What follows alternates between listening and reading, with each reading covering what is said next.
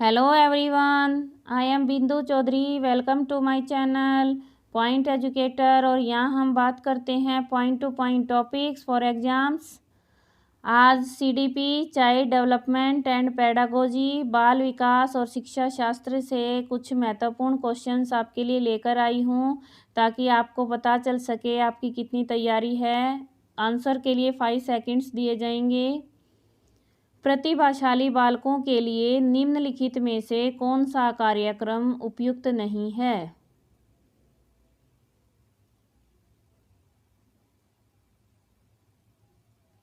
Option B, उपचारात्मक शिक्षण, remedial teaching. अब जो प्रतिभाशाली बच्चे हैं उनके लिए स्पेशल क्लासेज हैं और असरलेशन है, अनरिचमेंट इन रेगुलर क्लासरूम है. ये सभी तो उपयुक्त कार्यक्रम हैं, लेकिन उनके लिए रेमेडियल टीचिंग नहीं होती. रेमेडियल टीचिंग जो समस्यात्मक बच्चे हैं उनके लिए होती है. निम्न में से कौन सा प्रश्न विद्यार्थियों को अपने प्रयोजन पर विवेचना करने में सर्वाधिक सही है?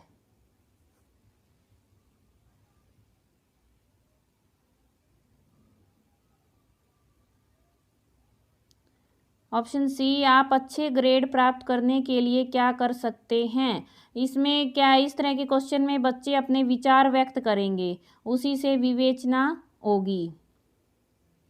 निम्नलिखित में से कौन सी योजना विद्यार्थियों में क्रांतिक आलोचनात्मक यानी क्रिटिकल थिंकिंग स्किल्स हैं उनको डेवलपमेंट अच्छे से करेंगे?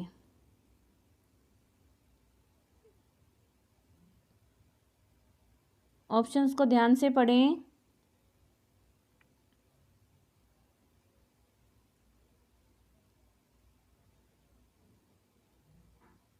ऑप्शन डी कि लाल बहादुर शास्त्री अपने महानतम प्रधानमंत्री थे. इस तरह के क्वेश्चन उनको कथन दिए जाएं और उनसे पूछा जाए, इनके समर्थन और खंडन में अपने विचार व्यक्त कीजिए. इससे क्या है, वो अपने विचार देंगे जिससे उनकी क्रिटिकल थिंकिंग है वो डेवलप होगी. और बाकी ऊपर हैं वर्कशीट देना, उनको असाइनमेंट देना, मल्टीपल चॉइस टेस्ट देना, उनसे उनकी क्रिटिकल थिंकिंग डेवलप नहीं होगी. वो मेमोरी बेस कार्य करेंगे, ठीक है. और उनकी क्रिटिकल थिंकिंग, आलोचनात्मक चिंतन कौशल को विकसित करने के लिए जो कथन हैं उनके ऊपर अपने विचार व्यक्त करने के लिए कहा जाना चाहिए. क्लियर है? और नेक्स्ट क्वेश्चन इज, मॉडलिंग एक प्रभावी शिक्षण युक्ति है. किस तरह के बच्चों के लिए मॉडलिंग है वो प्रभावी है?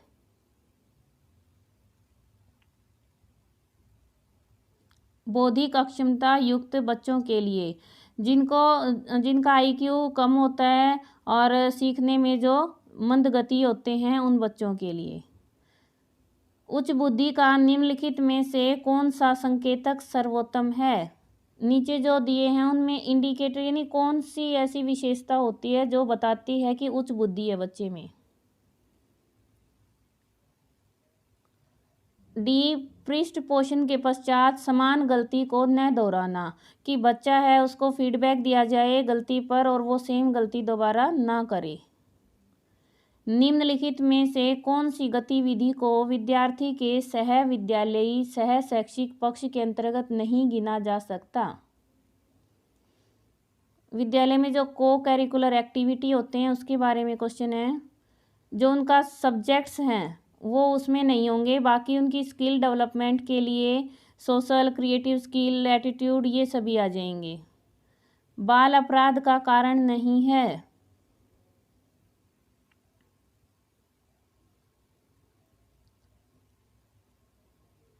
ऑप्शन डी, उचित घरेलू वातावरण. बच्चे को अगर अच्छा वातावरण मिल रहा है तो उसको बाल अपराध के चांस कम हो जाते हैं. अपने शिष्य के संवेगात्मक विकास के लिए अध्यापक को चाहिए. स्टूडेंट्स में इमोशनल डेवलपमेंट के लिए टीचर को क्या करना चाहिए?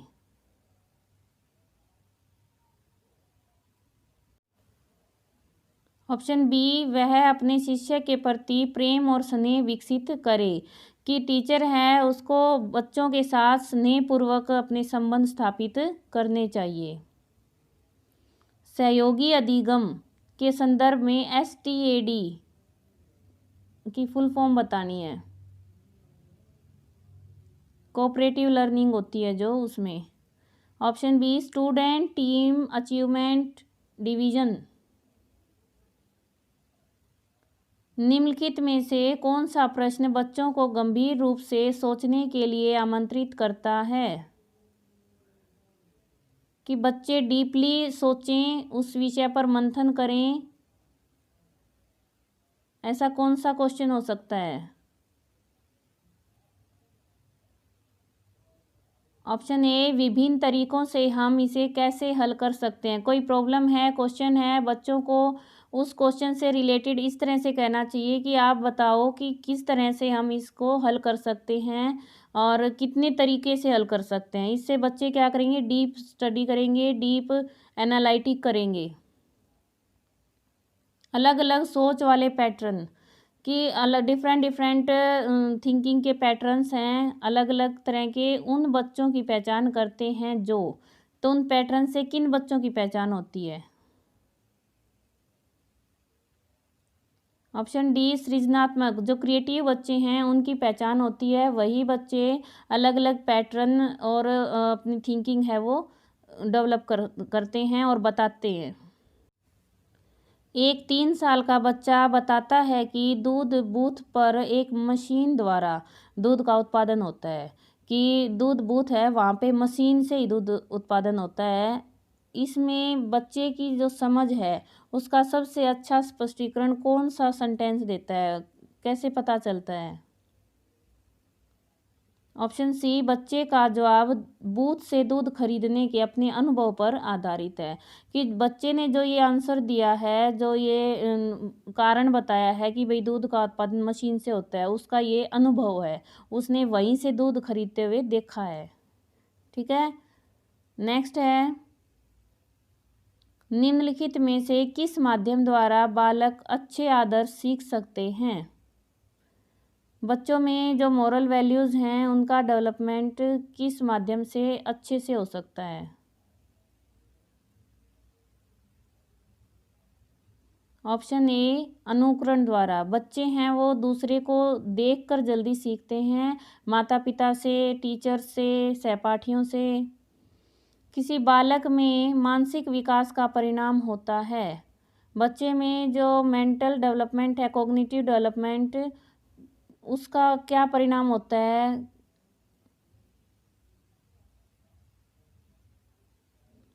ऑप्शन सी बालक के द्वारा स्व अनुभव द्वारा लाभ प्राप्ति की योग्यता।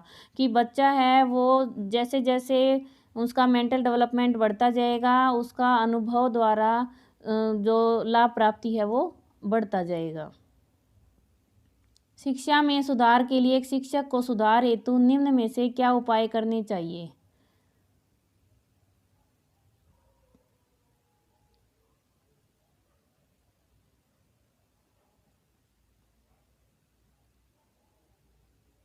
ऑप्शन डी सभी।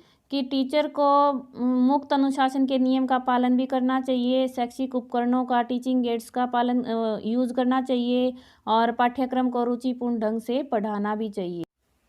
अगर चैनल पर नए हैं तो प्लीज़ सब्सक्राइब माय चैनल, और वीडियो पसंद आई है तो लाइक और शेयर करना ना भूलें। और मिलते हैं नेक्स्ट वीडियो में नए टॉपिक के साथ। चैनल से जुड़े रहें, अपनी तैयारी करते रहें। थैंक्स फॉर वॉचिंग, और घंटी बजाओ, नोटिफिकेशन पाओ।